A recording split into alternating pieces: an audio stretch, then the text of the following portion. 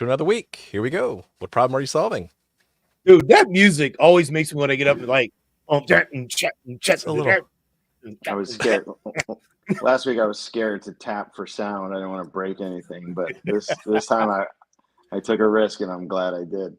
Nice. Welcome back. How's your week been, Adam? Is this a week? It's just starting. It's my son's birthday, so that's why we had to push back an hour. Mazel tov. Okay, good. Happy birthday. Yeah. Happy birthday to you. Happy. Did y'all sing? Yeah, we cut a cake with a samurai sword. Nice. It's pretty good. That's like a maximum value sword. It was. Yeah, I was gonna say he beat me to it. There's gonna be two. Can we have a counter instead? Taizo is asking for a counter in the time. Can we have a counter and dad jokes about MVPs and we're gonna rebrand on our second episode. It's the Dad Joke Podcast. No. Which if we can get those guys on the show. We've been talking about all these other people in our space, but if we can get those guys, you see the guys on the dock making dad jokes. All right. Hey, did you know "Happy Birthday" isn't it like the most popular song ever sung or something like that? Because it's sung in like 100, however many languages there are. They sing "Happy Birthday" to you or some version thereof. And now public domain. Public domain. Yep. What problem does that song solve? Just making people hungry for cake. Is that like one of those dad jokes? All right, 45 minutes goes too fast, especially with a ridiculous topic as broad as we don't have time. We can. I'm in another group that we talk about food for the first 5 or 10 minutes. Which we need a minimum viable podcast. That's what we need. We'll throw in some B-roll of us, but for now, if you want to put a hard stop on this, I know ridiculously broad and I don't want to say controversial, but John, aren't you the executive producer of this group? I'm the guy who has to keep you two in line. Let's talk about MVPs. So, Ty, what's an MVP? So. John, what was that thing we did when we were working together back in the day? It was minimal viable product. It's small, it works, and people can use it. That's right. Mm-hmm. We determine minimum, they determine viable, and together we determine a product. I love that's that. how we were thinking about it, Adam. Like what, John? 7 or 8 years ago now, because that's when our fast forward thing worked. That's right. Yeah. That's how we thought about it. It's a good elevator pitch, right? To kick things off. Right. Cool. The letters mean something. Adam, what would you add or subtract to that? Well, come on. First I would add, we're gonna find our own legs and not be controversial, but what I'll add is you saw I went to ChatGPT to try to avoid all politics in this conversation. Yeah, good luck. So I do think Eric gets a lot of credit for popularizing, but someone else. So Eric Reese gets a lot of progress for popularizing the term. We'll get into the definition in a second, but someone else coined it, right? Am I correct? Or I want to say that. Don't quote me on this. I believe David Bland. I believe he says that he's kind of the originator of it, and he brought receipts couple of weeks ago. Ooh, yeah. So let's. Well, I think there. So let's. All right. So we'll. I know we're live, right? Yeah. Let's go with it. All right. So at least someone will correct it in there. All right. So and we'll have him on in a couple of weeks anyway. So yeah. Well, we'll bring him. David. I know David. He's got some assumption stuff. I don't know about the. Right. I thought the term actually was carried over. Just like jobs to be done, there was like one person popularized it, but it was really like someone else. We'll put that in the show notes too. But I think there was some carryover with the original, like some other body of work before even the Steve and Eric and David stuff. But all right, we'll move on. I'm sure. So then, in case anybody's wondering why I keep looking up, I'm trying to find all my books. I got a crap load of books. Well, that was the other thing. I was either going to go to the original Lean Startup book or to ChatGPT. Someone who's not sitting outside their kid's bedroom wants to at least hit ChatGPT. Yeah. So what I'll subtract from it is now it can just be an experiment, and to fit our brand, Mm-hmm. it's the smallest thing you can do to learn a specific thing, which is also why, and this is what I think we'll spend a large part tonight talking about. If you saw my stepbrother's video, which I also hope we'll show, did you watch it? I didn't get a chance to. All right, I can tell by. All right, so we'll watch it. We might even have to watch it live. I think why there's so many different interpretations of it is simply for the reason because you're trying to learn all these different things.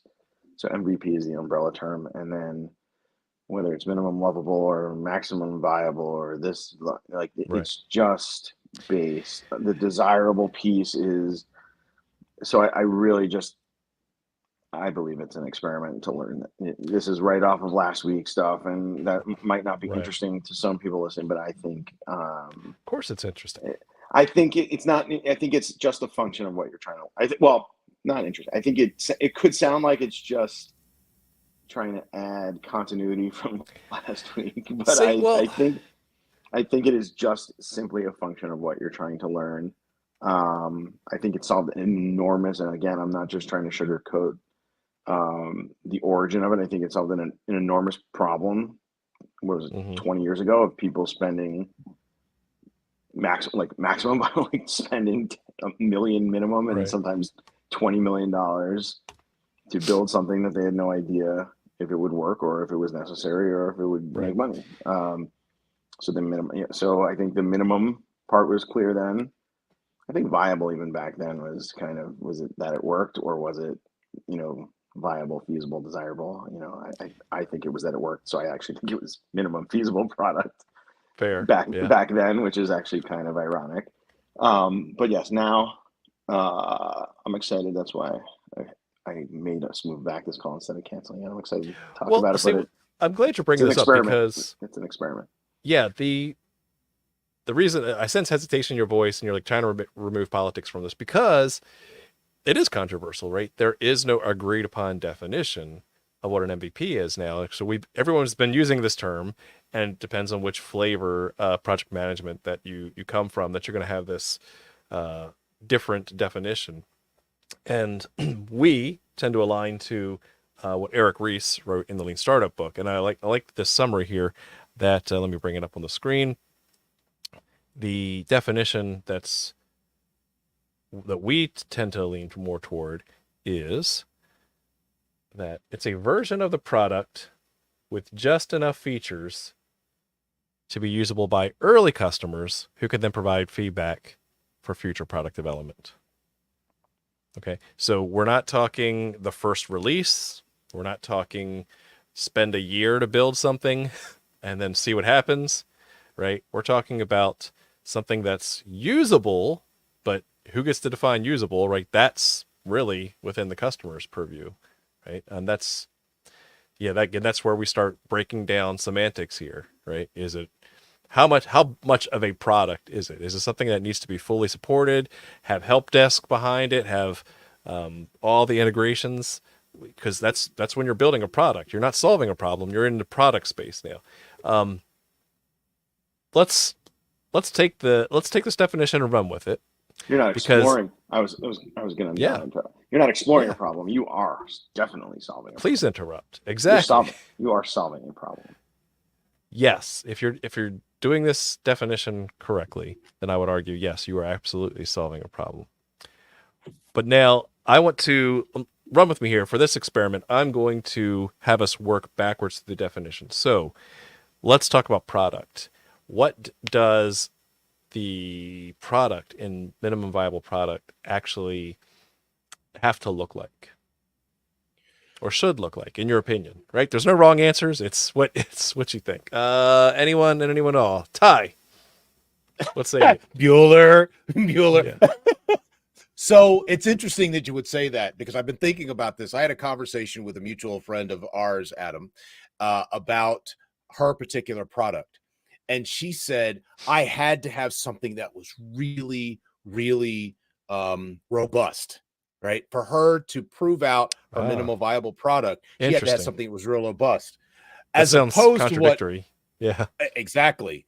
Except when what I'm about to say, what we would usually think of as a minimal viable product could be as slight as, a napkin, like a napkin stitch, right? That would be the first part. Yes. Because you're actually kind of testing with remember, small, it works and it's a thing. And the works part is they look at it and go, okay, you're getting close. It may not be fully right, but you're actually moving in the right direction because it addresses what we would characteristically call a job to be done. Now, I understand it's counterintuitive, but if you remember Blue Ocean strategy, it's the differentiation. And for her to have for the problem that she was trying to solve, to have some real notion of differentiation, she had to build something that was a little more robust than what we would consider just a MVP. It had to substantially work differently than the offer that most people were seeing when she was saying, like, how do we do this versus that? And so she had to develop something that was like, it like made a difference in people's mind. It wasn't the perfect thing. And as a matter of fact, she went through several iterations that actually deconstructed the complexity a bit, right? But it had to be more robust than just a napkin sketch.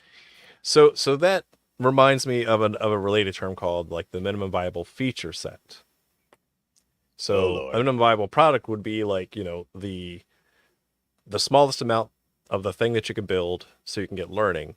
But this sounds like that she needed more than that to demonstrate her unique value proposition. And so therefore she knew the set of things that wasn't the smallest thing, hence the minimum. Now we're breaking away from the minimum, but there's this set of things that she had to have in place in order to prove this unique value proposition, and no less.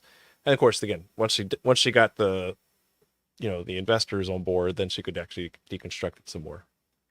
I think that's the biggest piece. Like, my annoying response is she had to says who, which then leads back to the investors and the program that she may be going through. But the truth is, we all over-index for the fact that it's going to work, or we're going to disappoint people. And I don't know. And of course, from that data point of one, that makes sense, right? And so you're always going to overcompensate.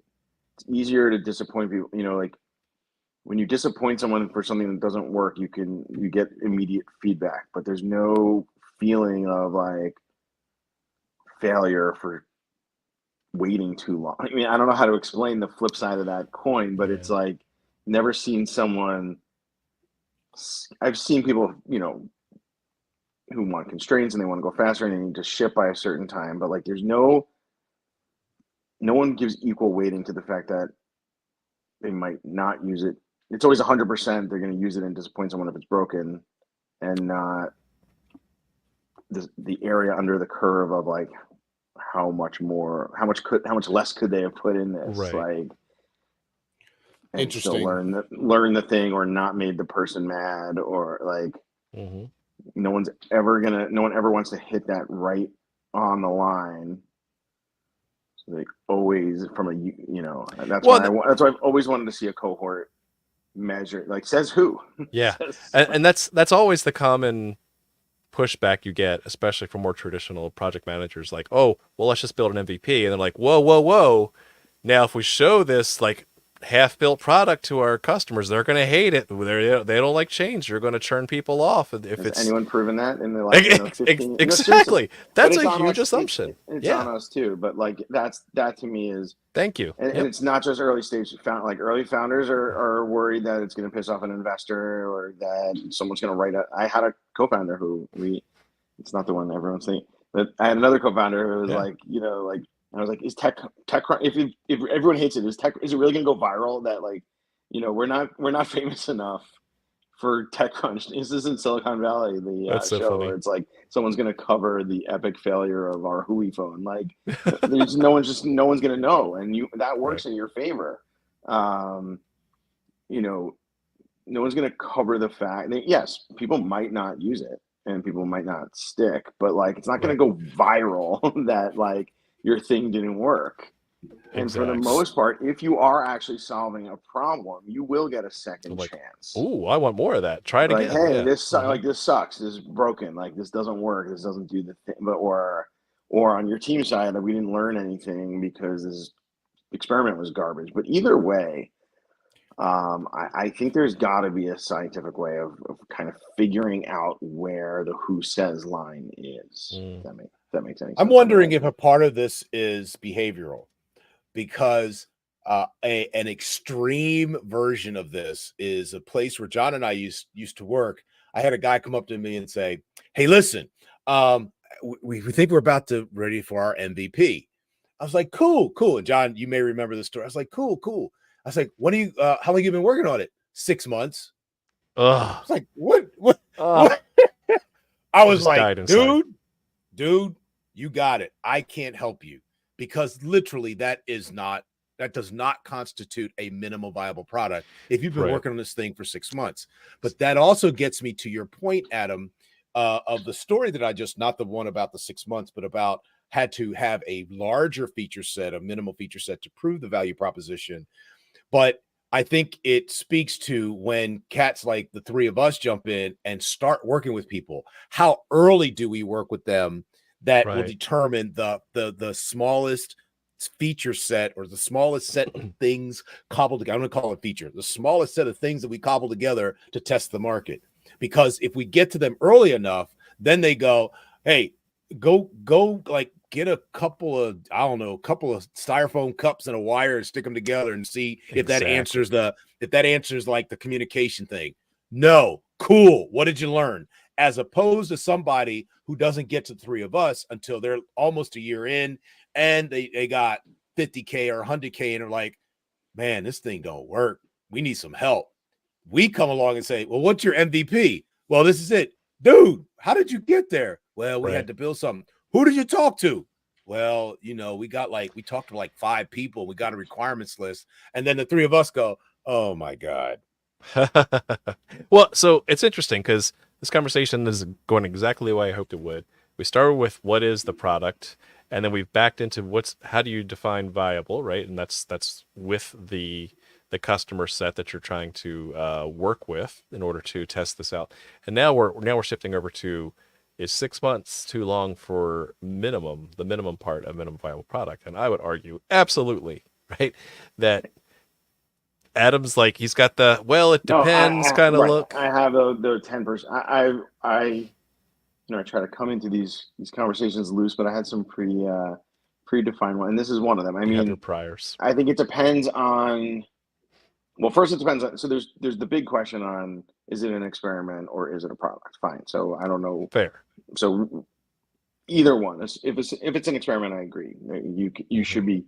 I tell every single team, other than maybe some of the cures for diseases and rocketry, and you guys can speak to one of those things as well as anyone.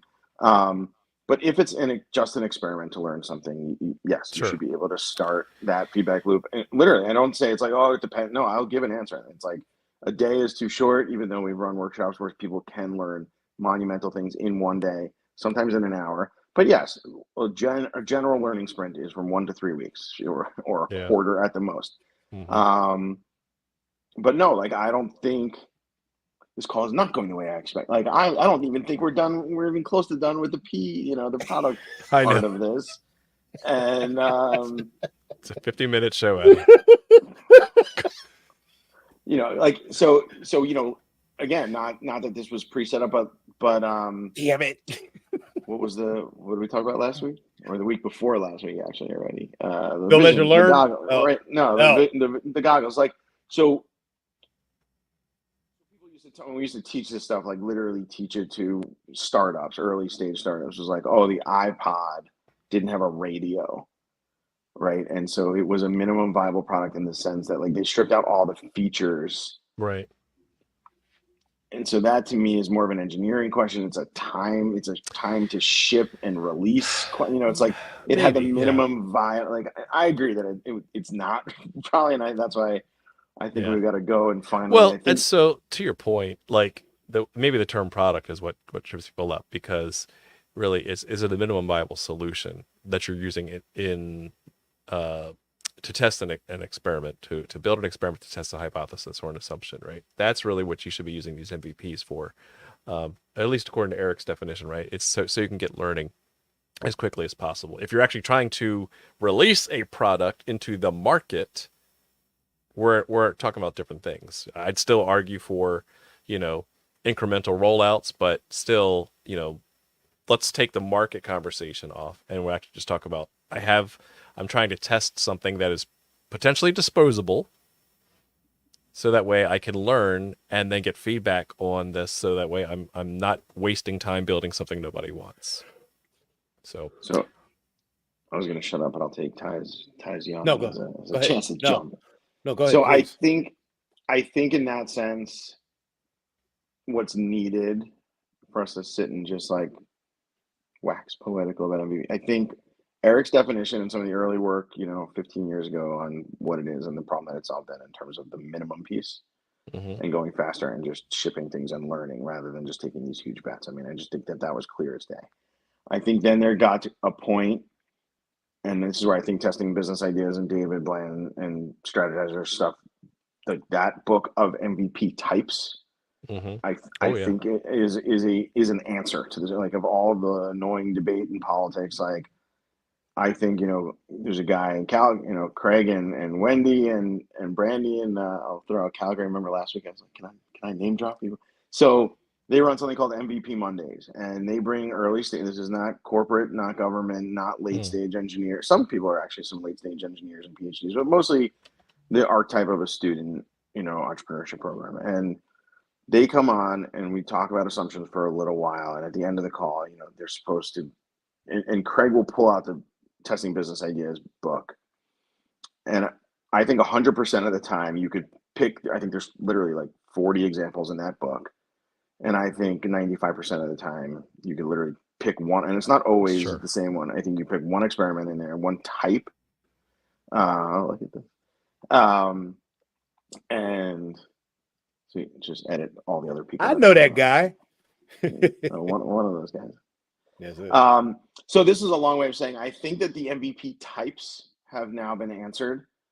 I think the MVP, MVP examples, someone needs to now update the library, and maybe it's us, maybe there's a wiki, maybe I don't know, but like Ty, the person you were talking about, when she comes on the show, she's going to talk about her. I think that this needs to be put back in context, like the entrepreneur type, the entrepreneur stage, their access to funding, their risk tolerance. Are they in government?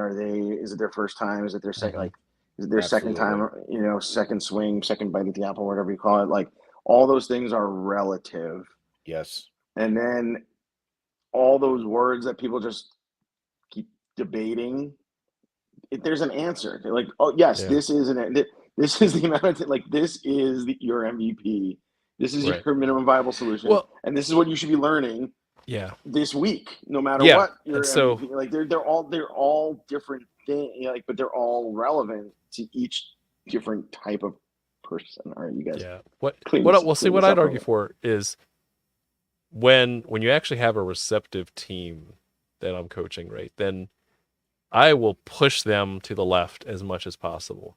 And so what does that mean by that? Just because that's a very thank you. That's a What does that mean? Shift their timelines to the left. If we in the Western world think of it, we read left to right, so therefore time goes left to right. Right. So it means we want to push the decisions closer to now rather than further out. Cool.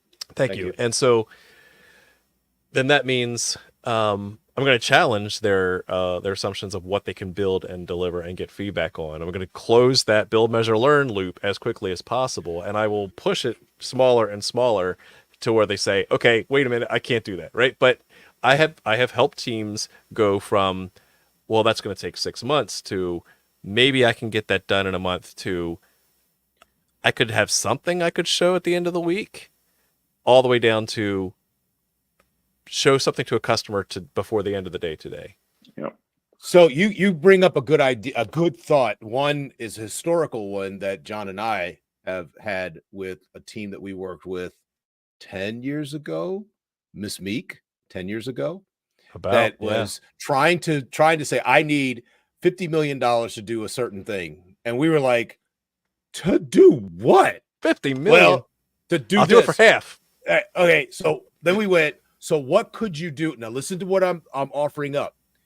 50 million. So what could you do for 5 million? Well, I could do this. Well, what could you do for 500,000? Well, I could do this. What could you do for 50,000? I could do this. Sold. Listen to the context that what you're talking about.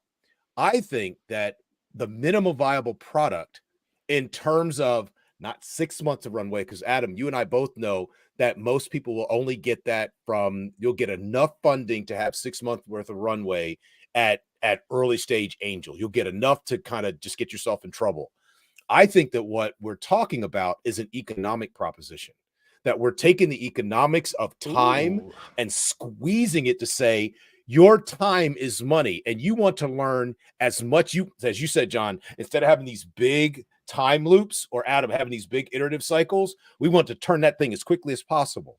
And if we can turn that thing as quickly as possible, you're saving money, you're saving resources, you're saving time to learn something, to make sure that you're not, I almost cussed, that you're not screwing around. You can cuss. Kids are asleep. Oh, okay. You're gonna get us banned from YouTube, I swear. But you see where I'm going. This is economics, man. Turn your choices around quickly. Talking about practice. I think that, so first of all, I'll give another credit shout out. Craig does this every week on MVP Mondays, and I couldn't agree with you more. And I think that solves one of the main problems. I think you have to be careful. I think there has to be a genuine input to baseline it from the beginning. Like if the person really does believe it's 50 million, and then how do you dial that back exactly the way you did, versus just arbitrarily like a startup saying like, it can't just start like, oh, what could you do for $1,000 or what can you do for 10? Like that doesn't make it believe. But if, and that also was what I was going to say earlier, is that I don't think it's either a minimum viable product or a learning objective. I think they're both. I think if you can figure out how to do both, like if you can figure out what are you trying to learn this week or today, but also how those learnings apply to your actual minimum viable product, and then you put the economic piece onto that, I think that's how you solve this. All right, go, John. I'm still just shocked by the economic time loop concept. So Ty, you're gonna have me up all night thinking about that, because I think that's a great it's more than a metaphor, because that's really capturing the essence of why you do an MVP in the first place. It's not just for the sake of building, because the viable has an economic price tag to it that's always kind of assumed and buried in there, but never fully encapsulated. So thank you for changing my mind live on the air. So that's awesome. Well, you're welcome. But I only did was just to take the two thoughts that you had and which is, I think, one of my superpowers is synthesis, because I've been trained to do synthesis for from in something that has nothing to do with this startup world, but how to do synthesis. But that's what you basically said. Like, how do we get quicker to, when you said push to the left and you said time, I'm thinking, I ain't got no money at the beginning. I'm going to run out of cash. Some intention. That's right. Mm-hmm. I want to make sure I don't run out of cash. And then I started thinking about the squiggly line of uncertainty. It's a backwards squiggly line. It's not straight and then squiggly. It's squiggly then straight. And so we want to reduce the chaos at the beginning of the squiggles. And if we can do that, I'm not throwing money out the window, right? Because ultimately, particularly, and anybody who's online, who is listening to this live or later, we know that the markets are getting, the capital markets are getting squeezed like crazy. And so if you can't prove this thing quicker than normal, you'll never get money. You'll never have anything. So just for your own startup sake at the beginning, really start thinking about what is the least expensive, and that's not the right word. Help me out, John. What's the least capital intensive? And capital is time, talent, and treasure. Exactly. Right. Yep. The least capital intensive way for me to make sure that I ain't wasting money.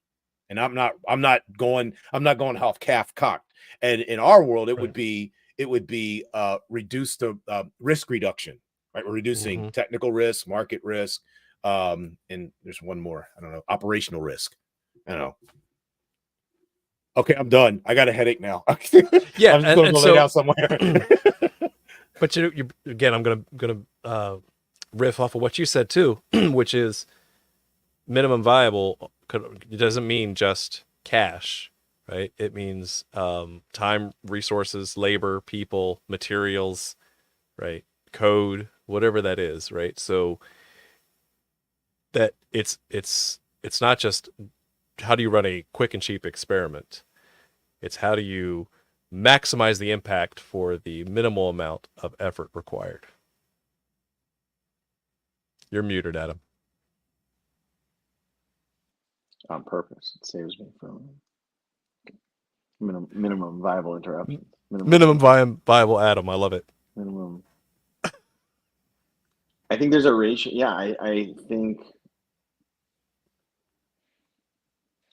Yes, it's like, because as much as I agree with Ty, that goes back to the argument of like lean is not cheap and all. Like, I remember having that debate, like, again, 15 years ago, and even tonight we talked about how the backlash of shipping crappy stuff, and then and people saying that customers aren't going to like it. Like, and so when you push them back, as I totally agree, 50 million, 5 million on 50, time and money forces people to think differently on what they could deliver to learn something, but it still doesn't solve that excuse problem. I think that, and I'm waiting for someone smarter than me, which is why I'm looking at the two of you and some of our other colleagues. It's like there's a ratio thing. It's like, where is it? It comes back to what we started with. It's like, who says so? Is it like, could it be less? How do I know? Like, when you're shaving time and you're shipping sooner. And like, the engineering squad can simplify things in all right, get rid of that feature. It's just ship it in time. Like, but like, how do you know if you were just under and it's like, oh, this thing would have, if I just would have spent one more week, and but that never happens in real life. So that's why I want to start tracking all these MVPs. Like, you never just come up one feature. You're either a zero or you overshot it by $50 million. Like, at least I think our job is to start at least getting closer to the center. Again, none of these metaphors were political, left or center. But yeah, I think our job is just to still avoid the 50 million, but also avoid the just arbitrarily making it cheaper. So when I think of you saying we need to start tracking, I get it. So ultimately, the conversations you and I have been having, Adam, that led to the three of us having these conversations, was your hypothesis around I think that I can help people get to this thing better if I have some systematic way of tracking these things.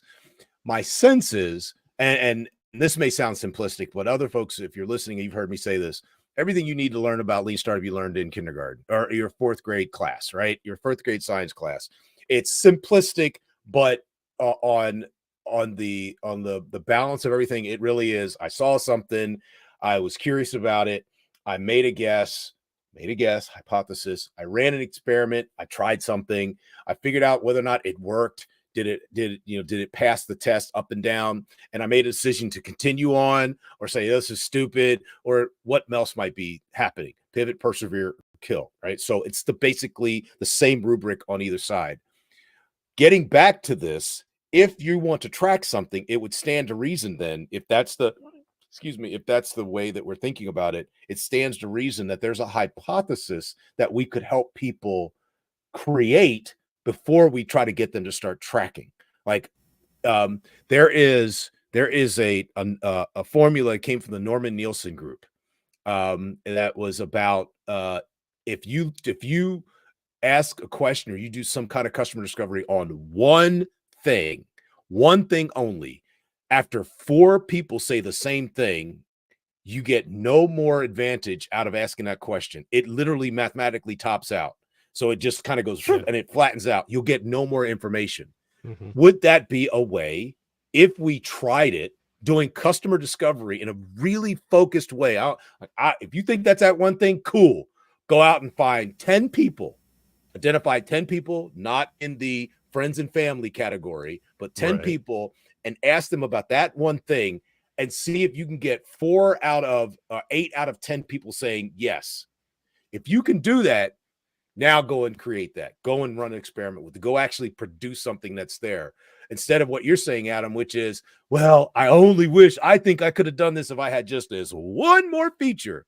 And it was all conjecture. It was all conjecture because you hadn't figured out what that may have even looked like. So the pre is my Friday call. So hopefully one day we're going to do a crossover episode and merge those two together. So I totally agree. I mean, on that sense, and then going back to what kindled or rekindled this, totally agree, just on what problem are you solving going forward. Now we're sort of starting on minimum viable product, going backward. But I agree. Well, one thing that that comes to mind too is like, we never really addressed how do you actually, at what stage in the movie are you when you actually build an MVP? And I think one thing, if David Bland were here, right, you would do your assumption mapping first, and you would look at your desirability, feasibility, viability, risks, map out all those assumptions, prioritize those, and then only then build your experiments / MVPs to answer those questions, right? So to your point, like, is it a technical risk? Is it something else? Then figure that problem out first. What problem are you solving? Good idea for a show.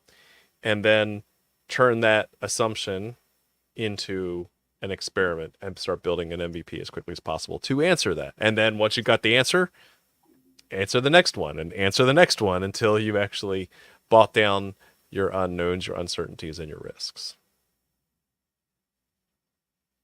Isn't it? I keep looking at my book. I went and pulled out the Steve Blank, the Startup Owners Manual, page 80, ladies, boys and girls. Minimum viable product. The MVP is the final portion of the first value proposition belief. It is a concise summary of the smallest possible group of features that will work as a standalone product while still solving for at least the core problems and demonstrating the product's value. Hold that thought. And then you go over to Ash, who says, your canvas, that first thing you put out is your first product. Is that an MVP when you do that? Because at least you've gotten it out of your head and out of these conversations and made it concrete. You put it in some form. And you can't get no more minimum than a piece of paper with some black lines on it and a bunch of squiggles, and you fill it in the blocks with a bunch more squiggles. Because at that point, you're going, I think it's what it looks like. And then we come along and it's like, well, who'd you talk to? Nobody. See ya. Don't stop talking to me. Go outside and go find somebody who ain't friends and family. Because at that point, it addresses the minimum set that I'm using to learn something. And at least at that point, it's come out of me, out of my head, and onto a piece of paper. I learned that I had an idea, and at least it's formulated enough through the use of my neocortical, my brain thinking centers, to put it down on paper. It wasn't heartburn, and I didn't need to fart. Right? Sorry. So it functions as a minimum viable product. And so I think it gets to how early and what does it look like? As soon as you have, in my estimation, I'll put it out there. It might be controversial for this group, but as soon as I take it out of my head as a set of observations that keep me up at night, and I put it down on pieces of paper that I can show to somebody else, it becomes a minimum, has some viability in terms of my capacity to show it to somebody else. And it is a thing that I'm going to use to iteratively shorten that learn cycle as quickly as possible to learn more and more and more. Yeah. I mean, as to this logical extreme, and I love it for that reason, because it's now a thing, right? It's not abstract, it's tangible. Like, for example, here's one you showed me earlier.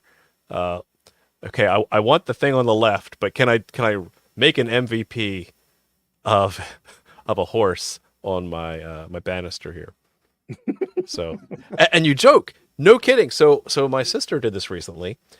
She had two hanging lights over her little kitchen island, and you could buy certain size lampshades for it. So what did she do? She went to the Home Depot websites or whatever, and like printed out and cut out little paper copies of the lampshades, kind of blew them up to scale, and literally taped them over the current lights, and said, "Okay, let me step back. Okay, I kind of like that that cover." So that was an MVP right there. That it was functional. Like it cost her nothing to do. Just hit print, maybe play with the size a little bit, and literally Scotch tape, stick it to the light, and say, "Yeah, I'll buy that one."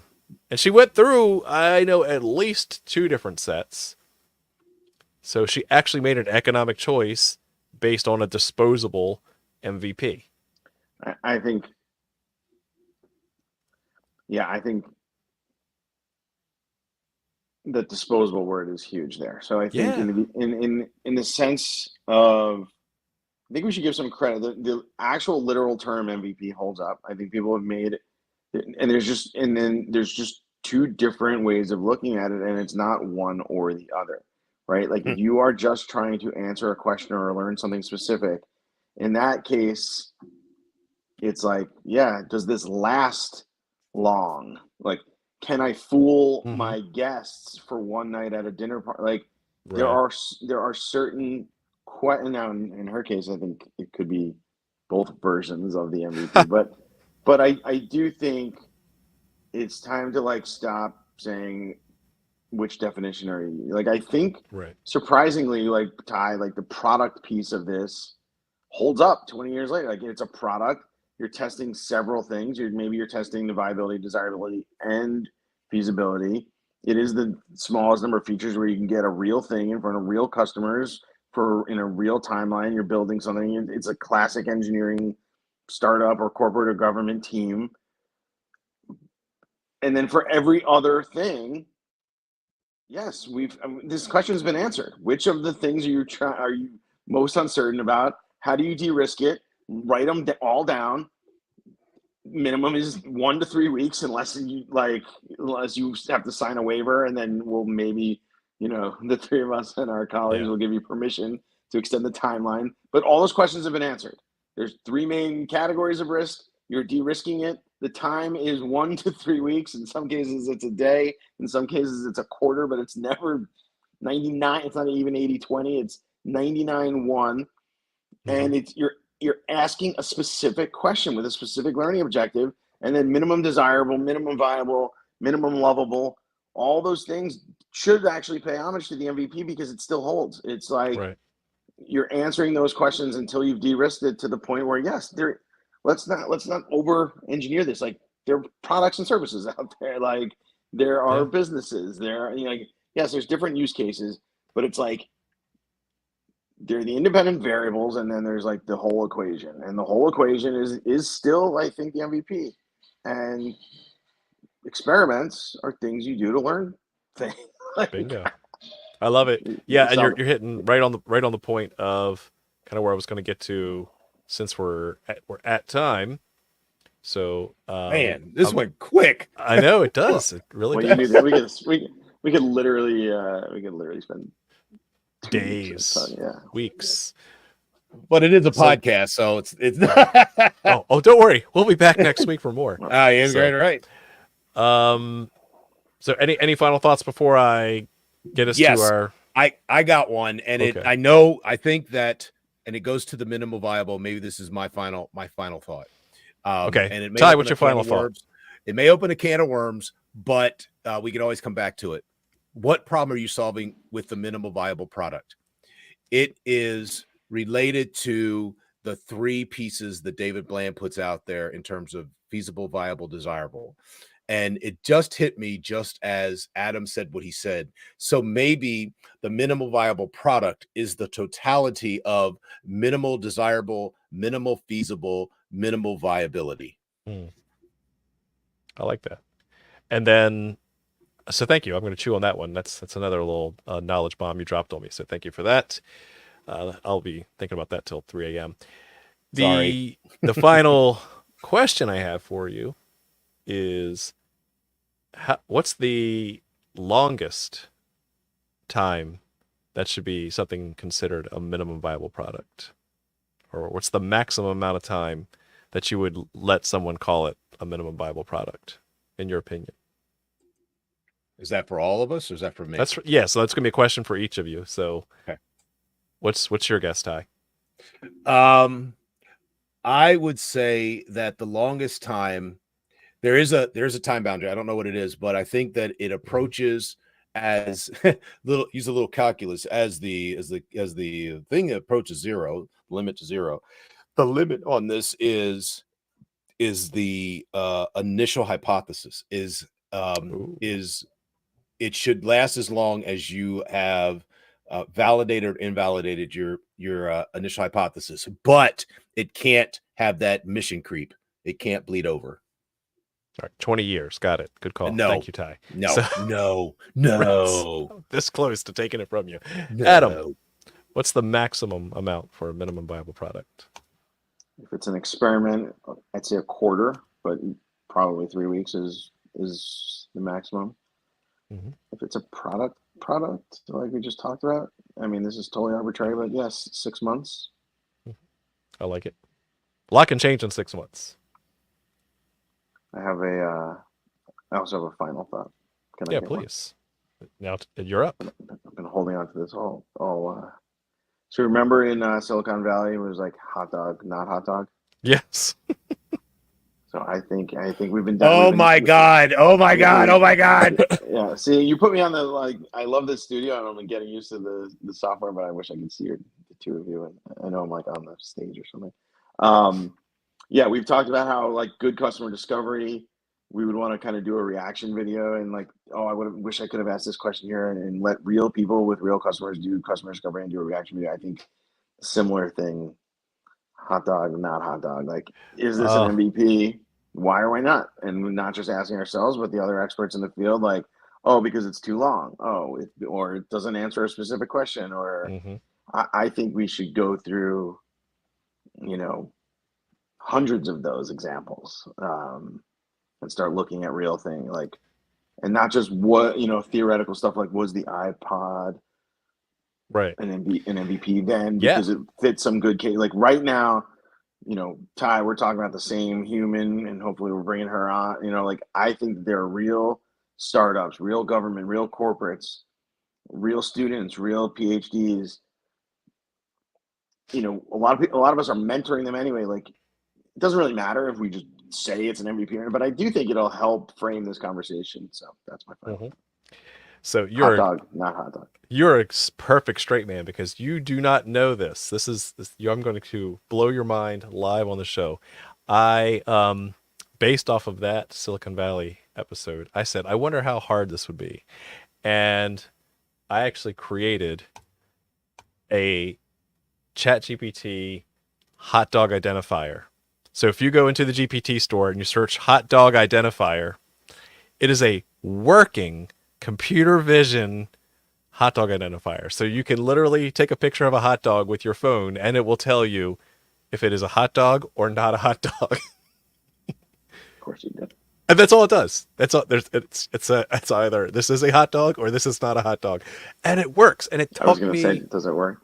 It works beautifully, and it took me, I don't know, maybe 20 minutes to just play around with it and get it working. It took me no time to make.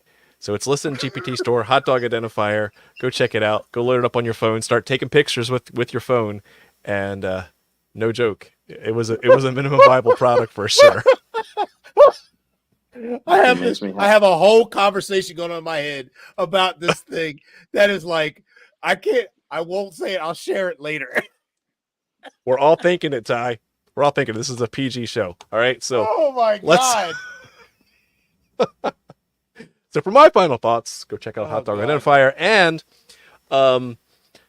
maximum amount for an MVP. So again, I come from the Agile world, the Agile community, and it's part of the Agile Manifesto. It's we're delivering in weeks to months with a preference on the shorter time scale, right? So I would say definitely 6 months. If you're spending more than 6 months, not delivering something to a customer, you spent too long. The world is changing exponentially. We don't have time to build anything for really greater than 6 months unless we actually have a dedicated customer and the technology is not going to change.